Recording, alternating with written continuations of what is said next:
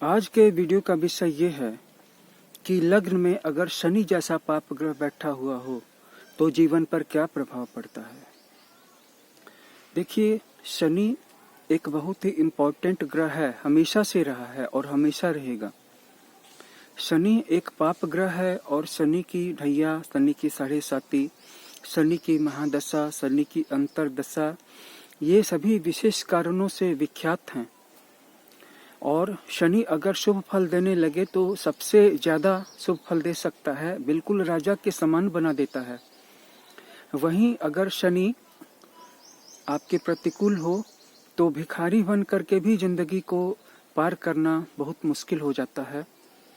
और इस सिचुएशन में यह जानना तो बेहद ही जरूरी हो जाता है कि लग्न जैसे महत्वपूर्ण स्थान में अगर शनि बैठा हुआ हो तो जीवन पर क्या प्रभाव पड़ता है। देखिए, शनि एक रिपल्सिव प्लैनेट है, जिसका मतलब ये हुआ कि शनि अपनी तरफ आने वाले लोगों को दूर हटाता है, उनको विकर्षित करता है। आप दो चुंबकों को लीजिए, वे चुंबक एक दूसरे की ओर खींचेंगे, लेकिन अगर उनमें से एक चुंबक को उलट दीजिए तो क्या होता है कि ये ले जाने से ही चुंबक दूर भाग जाता है। तो शनि यही करता है। तो शनि जिसके लग्न में आ जाता है, उसके व्यक्तित्व में, उसके चेहरे पे, उसकी आभा मंडल में एक तरह का रिपल्सिव, विकर्षण कारक फोर्स आ जाता है। आकर्षण का उल्टा होता है विकर्षण।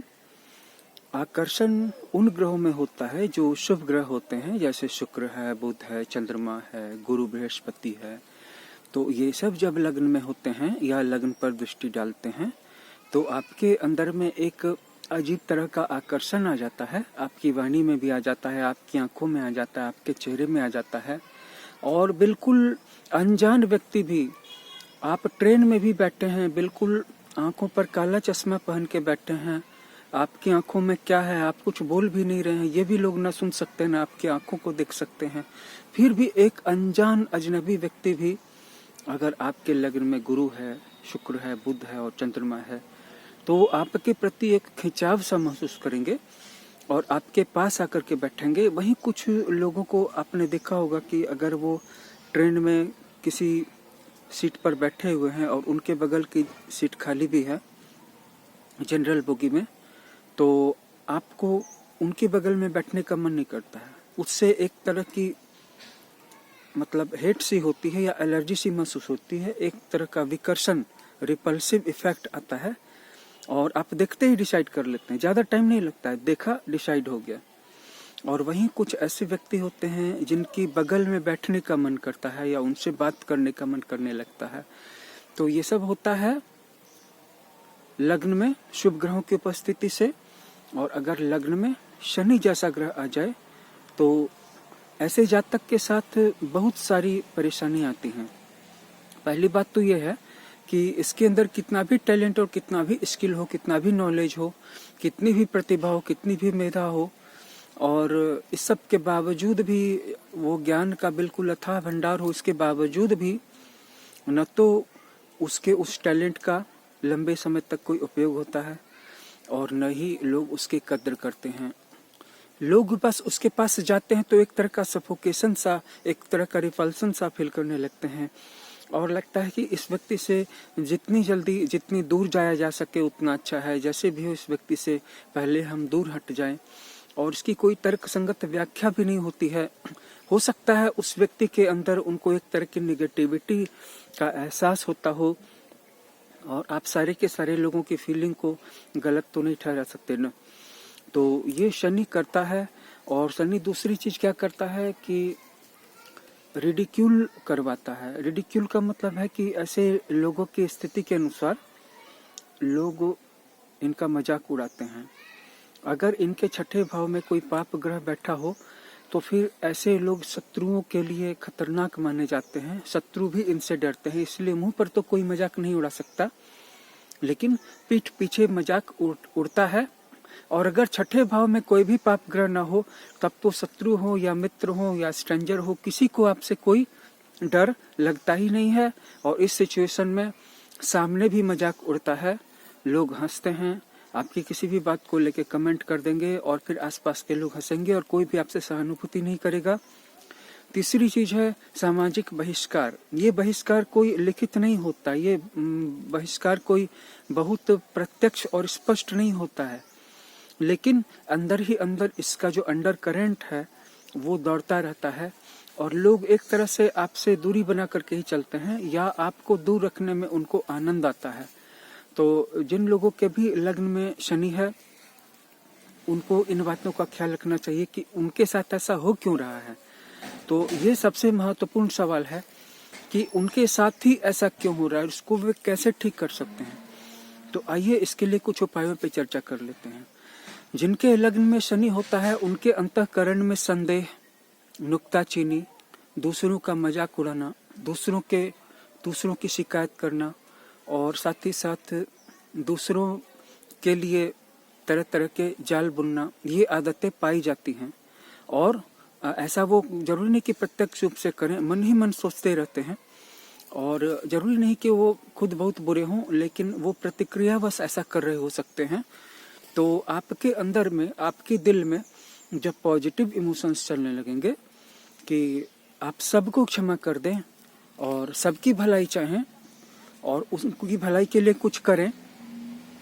अगर ज़्यादा बड़े स्केल पर पॉकेट अलाउ नहीं करती है तो किसी एक गरीब को भोजन करा दें, किसी एक वृद्ध को सहारा दे दें, किसी भूखे जानवर को कुछ खाना खिला दें, कुत्ते को, गाय को, चिट्टी को।